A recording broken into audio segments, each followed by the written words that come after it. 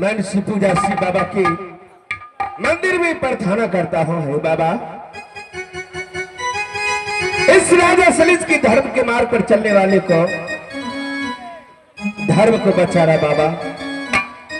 आपके चरणों में ईश्वर मां सलीस आए हैं, धर्म को बचा करके रखने बाबा।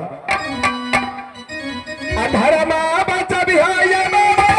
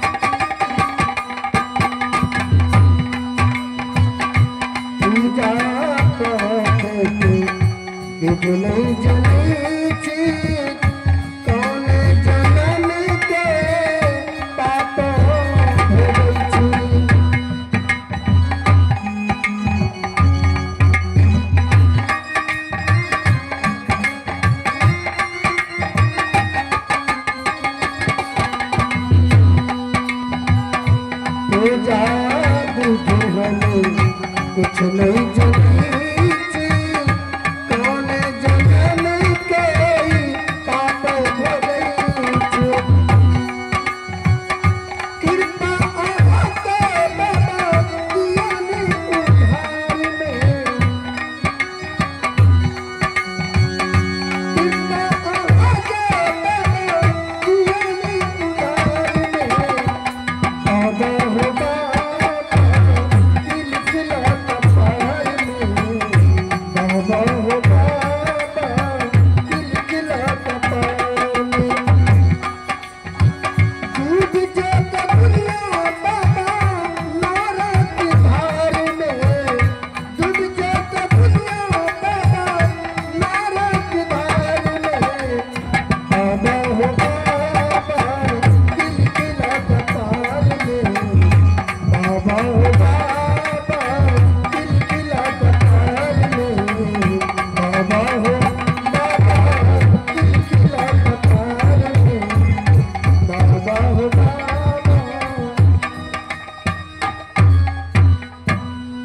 बहन हाँ है रे बउआ की आना तू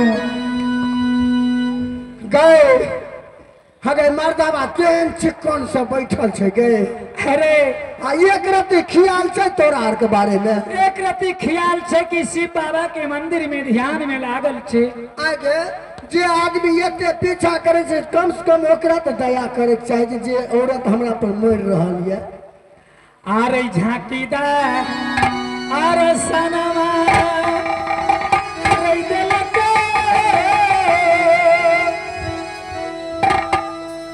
रे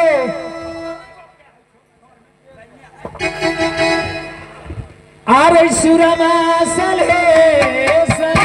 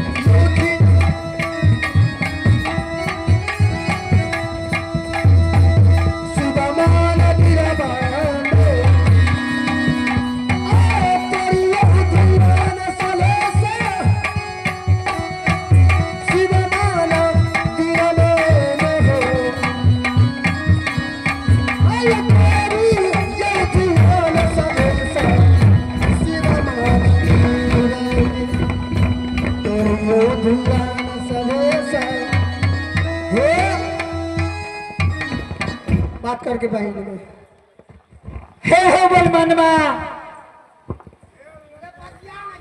महादुर्गा आगे पकड़ में गए हटाओ छोड़ो मुझे छोड़ो महादुर्गा तुमने मुझसे वादा किया था कि यहां पर कुछ नहीं कोई नहीं आएगा मां आज मेरे साथ धोखा तुमने किया वह अब हगले में जाई छैये भैया सुरमा सले साथ चलई हो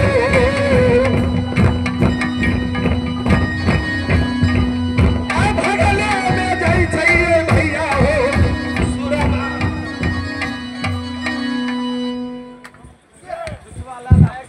गए बहिना अरे बउआ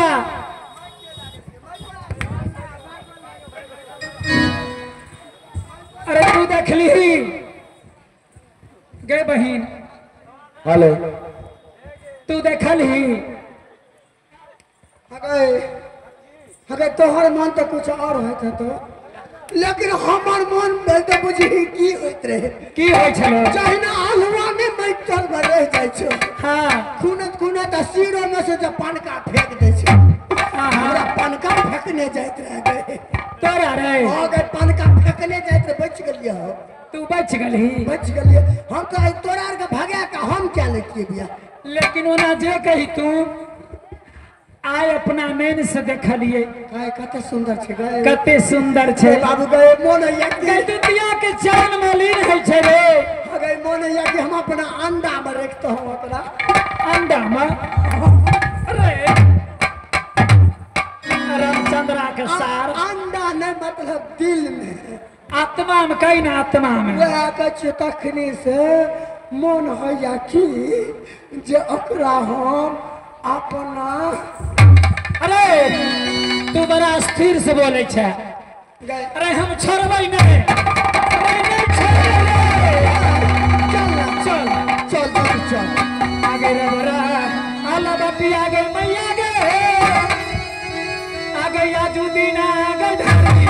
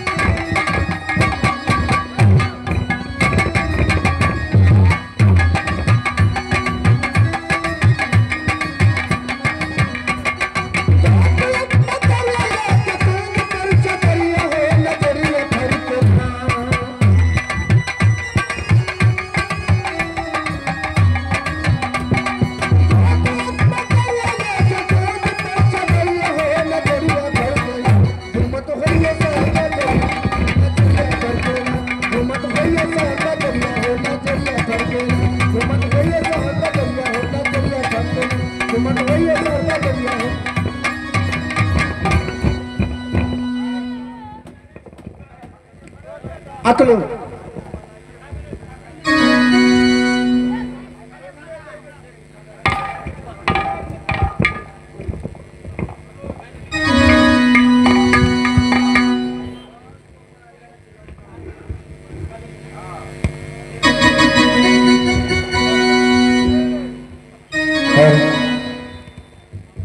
माँ दुर्गा हम इसी बाबा के मंदिर के पास भेज करके तुम्हें बोली ना वहां तक कोई नहीं जाएगा, लेकिन ये सातों बहन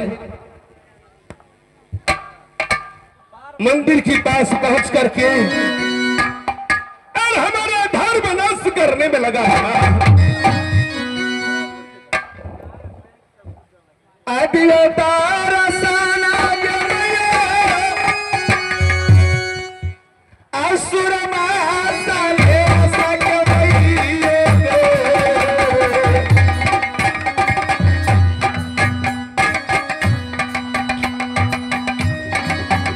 अगर दिया नाराय सानाय मैये सुर मासाले सक दिया नारा सानाय मैये सुर मासाले सके माता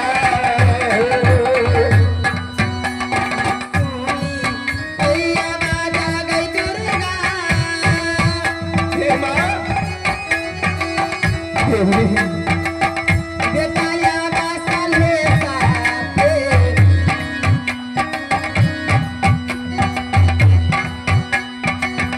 सुनै छै अइया बाजा देवी दुर्गा कहाँ हो माँ सुरमा ऐसा लेता तेना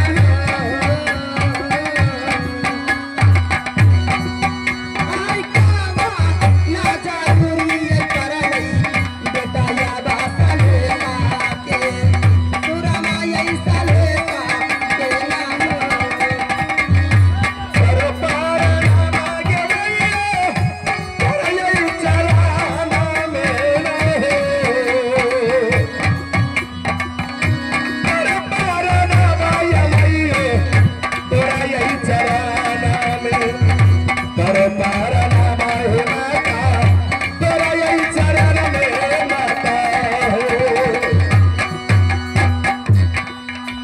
बेटा हाँ माँ जुग जुग जी उलाल आशीर्वाद तुम देती हो माँ क्या हुआ लेकिन आशीर्वाद तुम्हारा बेफल हो जाता है माँ अरे नहीं नहीं माँ पे विश्वास है ना क्या हमसे तुम छल करती हो माँ अरे नहीं पुत्र कभी ऐसा हो सकता है क्या माँ अपने पुत्र से छल करी माँ के लिए तो सभी संतान बराबर है लेकिन माँ जिस जगह पर भेजे थे सिर्फ तुम जानती हो और मैं जानता हूँ हाँ लल्ला लेकिन वहां तक सातों बहन दोना वाले पहुंच गए क्या सातों बहन वहाँ पे पहुँच हाँ हाँ गई? माँ हे माँ मेरा ये धर्म संकट में पड़ चुका है माँ ये धर्म बचाना मुश्किल है माँ इस संसार में पुत्र अब क्या करूं मैं देख रही कहाँ हूँ जाऊं कोई राह मुझे सूझ नहीं रहा है माँ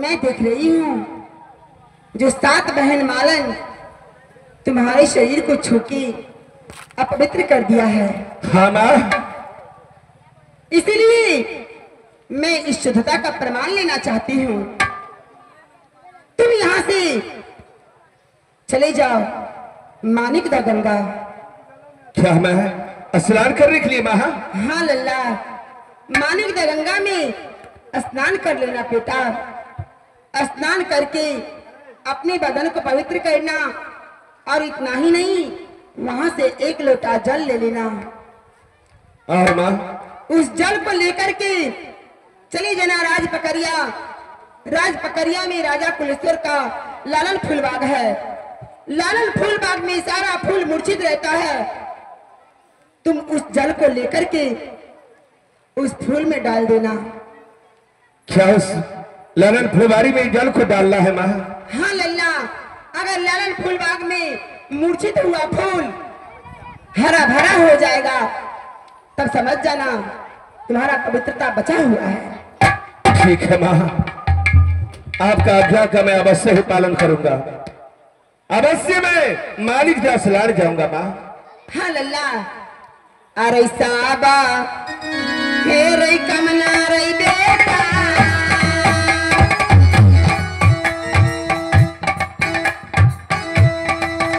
अरे मैया तो पुरई तौने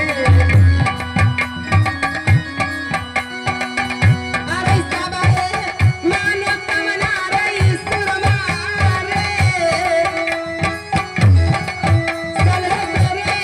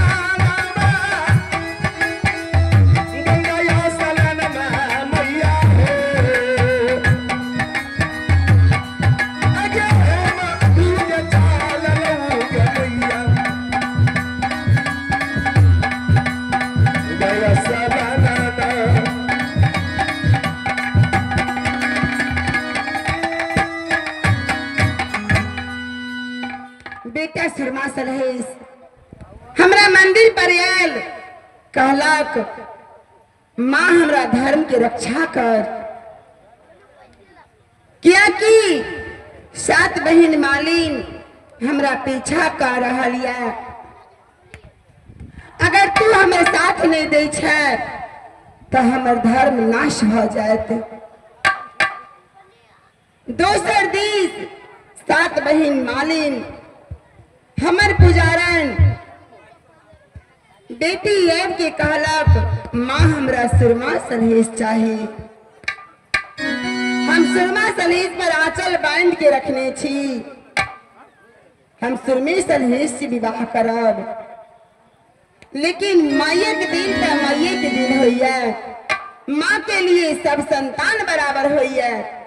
जेहने माँ के लिए बेटा तेहने माँ के लिए बेटी। बेटा के कहलो शिव मंदिर चल जाइले, बेटी पूछलक बेटियों के भेज देलो शिव मंदिर। अगई 12 छाला बुधिया ये दुर्गा,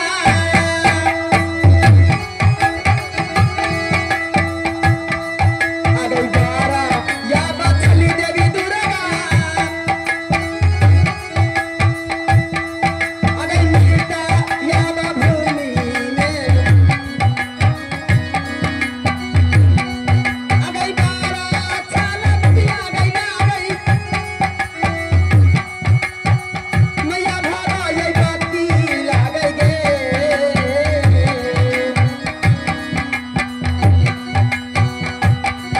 अगई के भाई या के सागरिया, सतोया बाबा हिनिया के, सतोया बाबा हिनिया के नावे।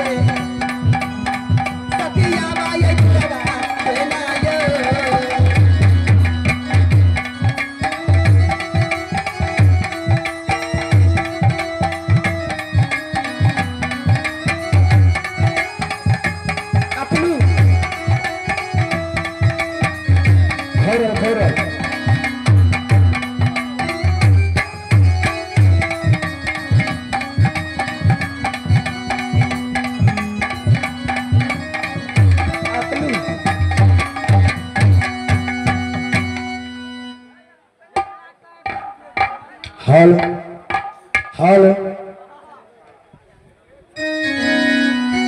अपने कथा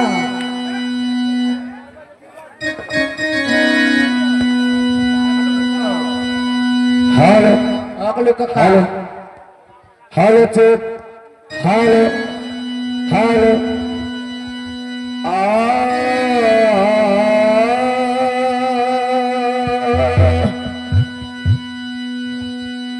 आहे प्रथम से मरना ये करिए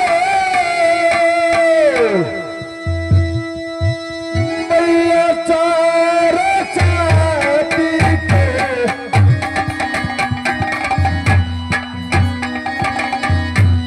प्रथम जो मरना ये करिए मैया चारा चाहती जी के हो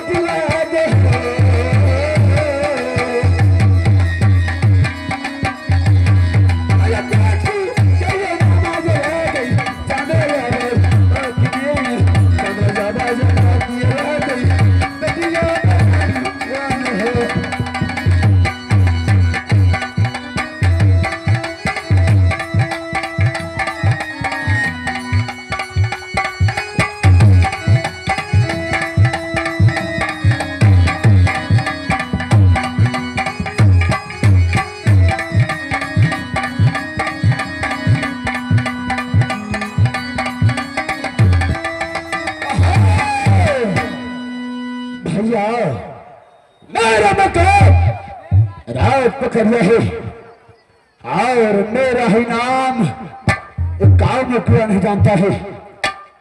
मेरा ही नाम राजा कुलेश्वर, मेरा पुत्री चंद्रावती है।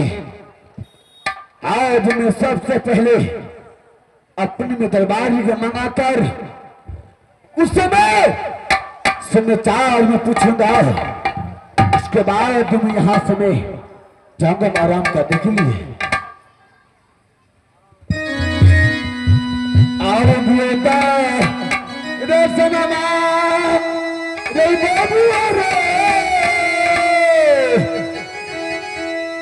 राजा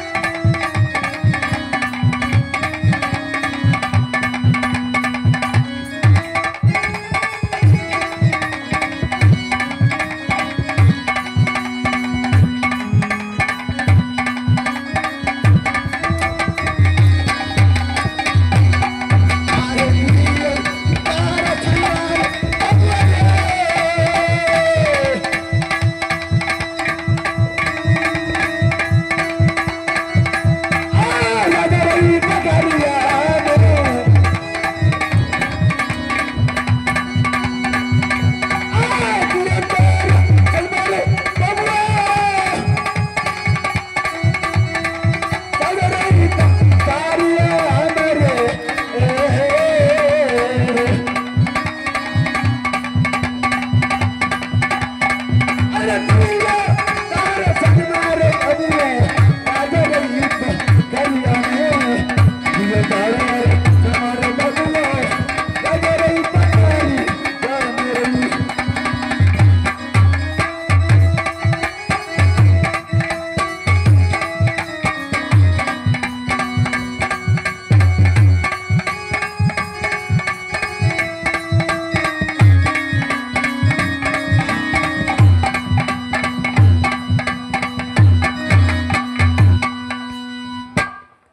सामा खेला चले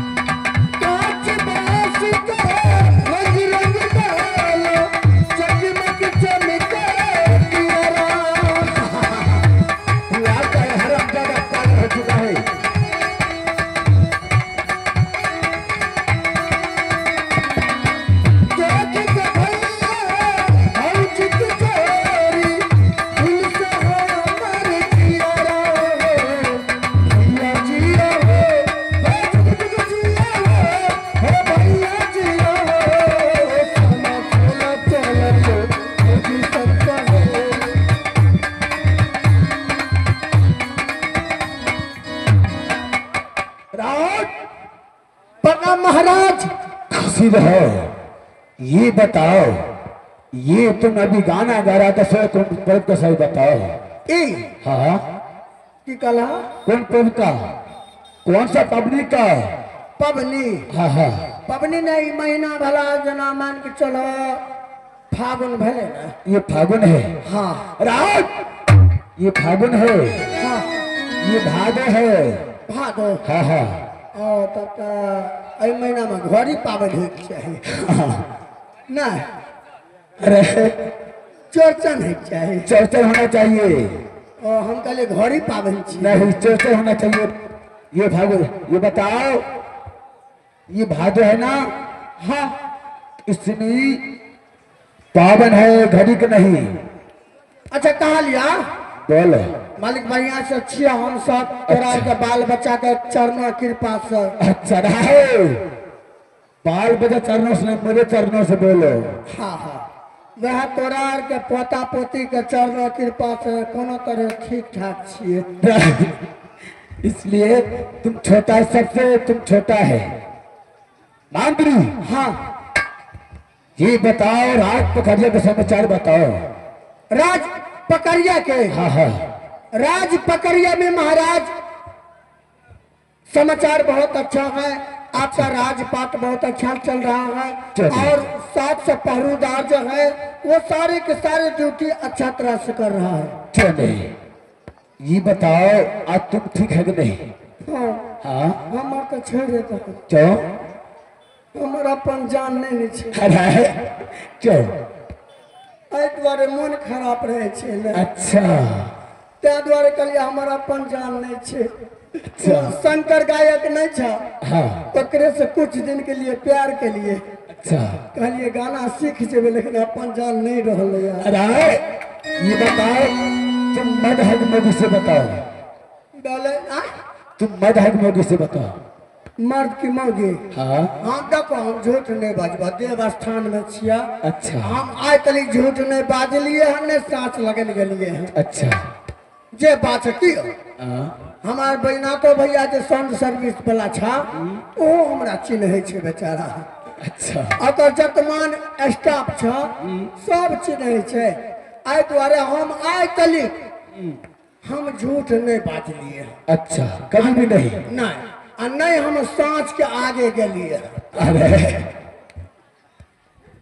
ता जे बात छे हमे जे छे न बुझल, अच्छा जा एहि बीच में कहे के मतलब गांव में नहीं रहे छी। अच्छा, कहाँ था तुमने?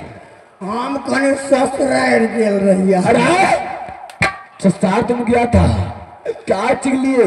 मालिक हो बाप जिंदगी में हम कहियो ससुराल नहीं गेल रहिया। अच्छा ये बताओ, तुम्हें ससुराल गया तो ये बताओ, तुम्हें पत्नी आई है तो कौन आज मैंने कहा लिया हाँ जब ससुराल हम कहियो नहीं गेल चलिए, आ नहीं हम बियाह हो हम नहीं गेल रहिए। तो कौन भैया कहता से बताओ?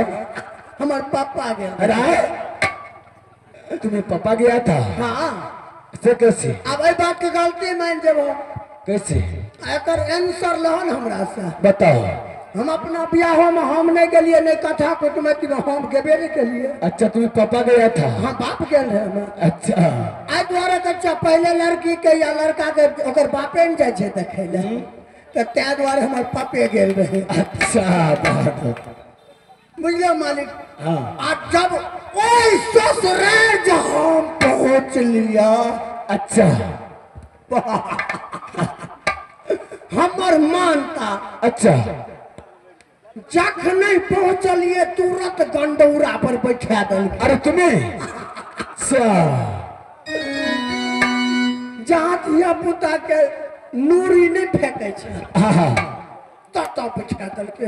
अच्छा जो खुशबू अनेक रंग के दुल्हा जी के आवे के चाहिए। अच्छा प्रतिष्ठित आदमी पहुंच गलिए ना। क्यों नहीं? जखने पहुंचलिया गंडौरा पर बिछा दल का हमरा छौरक ढेरी पर एगो तराई। अच्छा बैठ गलिए एकदम काट काट लगे। हम तो ओल पुल मोन जब ससुराल गेल छी। क्यों नहीं? मालिक हमर ससुर गेल जल खा का एक टुकड़ी रोटी नीने ले। अच्छा अलगे से फेंक दलखिन। अच्छा कुत्ता जैसा हम लपाक के खा गए। देखो हमर मानता क्यों नहीं? बुझो न तू कहे कुत्ता बिलाय। अच्छा कुत्ता बिलाय से बढ़ के मानता छे हमर ससुराल में। अच्छा अखनो पहुंच जाए तो कुत्ता बिलाय से बढ़ के माने छे। अच्छा तुम्हें गंडोरा बैठा बैठाता है तुम्हें? तब अच्छा प्रतिष्ठित आदमी छे। शाबाश बहादुर। जब शायरक ढेरी में जब पहुंच लिया। शायर के ढेरी में? हाँ अच्छा अरे कैसा ढेरी होता है? शायरक टाल चौकल रहे टाल। अच्छा शायर के ताल होता है। हमरा ले जब शायर सब जो खाना बनवा लगला। क्या चीज खाना बनाया? तरुआ पर तरुआ, ते पर से बघरुआ खमरुआ आ ऊपर से राख दल के हगरुआ। हगरुआ किसका कहता है? नहीं खेला नहीं। आई रे अगर हगरुआ एक दिन खेलबा तो खाइते मन करता। अच्छा हगरुआ नहीं बुझल? नहीं। धिया पुता नहीं झाड़ा फिर दे छा, अरे पेट खराब भए जाए छे। अच्छा आ ऊ जे सुख कर भए जाए छे। हाँ एकर मतलब समझल? समझ गया। पापड़। अच्छा पापड़ हो पापड़। आ जब हमरा ले जो खाना बनवा लगले वैरायटी। अच्छा अरे मास्टर बा वैरायटी में कौन कौन चीज है? क्या चीज था? मकई के रोटी, गेहूं के सोहारी। अच्छा खेने छा? नहीं। तोरा के भेटता कहिया? नहीं मुझे नहीं पता है। हम प्रतिष्ठित आदमी छियै जे दे दे छै लोग। क्यों नहीं? मकई के रोटी, गेहूं के सोहारी, ओ सब कुछ तैयार हो गइला। ओ सब कुछ तैयारी हो गइला।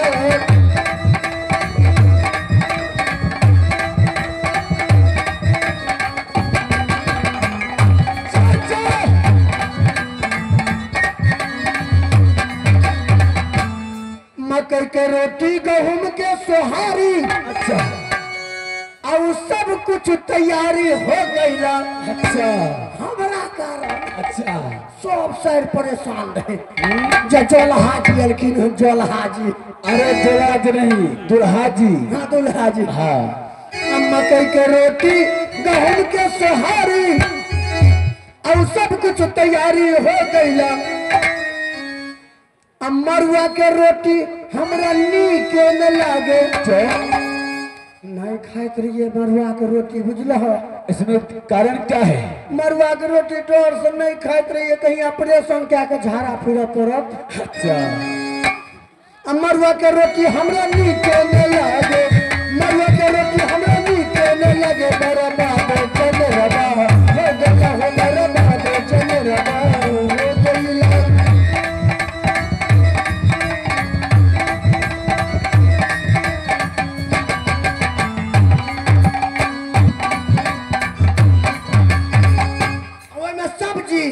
अच्छा क्या सब सब्जी था?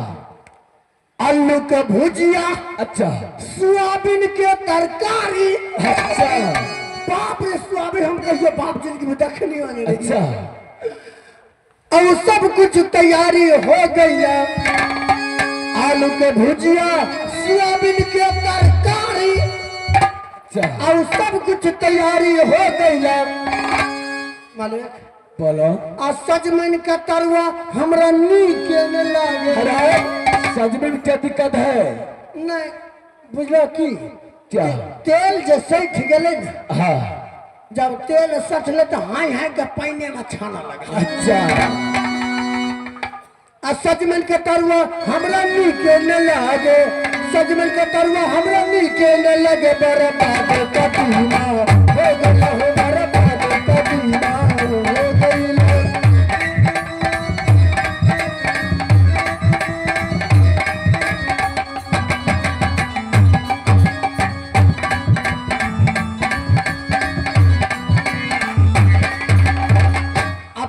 पहली बेर ससुराल गलिया।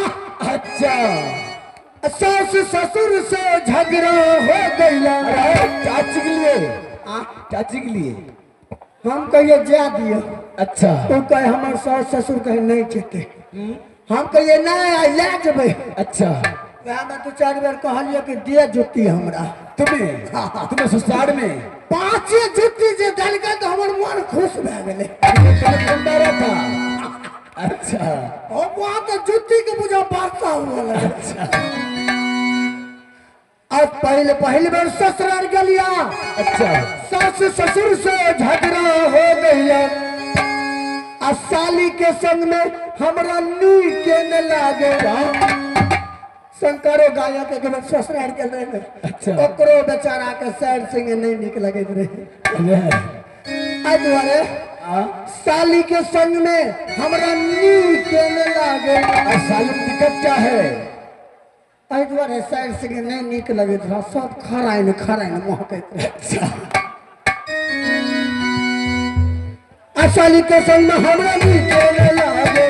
साली के संग में हमरा नी के न लगे। बर्बाद सरजनी हो गया है, बर्बाद सरजनी हो गया है, बर्बाद सरजनी हो गया, बर्बाद सरजनी हो गया है, बर्बाद सरजनी। भाग्य में समझ गया, तुम्हें ससुराल में तुम्हें कुत्ता बिल्ली बढ़ के मानता है। से तो पहुंच जाए छे। हाँ अब तो ना पहुंचे छी। अब जो गंडौरा पर हमरा फिक्स रहे छी। शाबाश बहादुर। की नहीं तोरा के एना करे छ नहीं ई मानते तोरा के नहीं भै नहीं माधुरी, आज यहाँ से मैं चलता हूँ। आज तुमने खड़े खड़े पहरा मचाना है। ठीक है जाइए महाराज। आयु धरिए, सागरिए।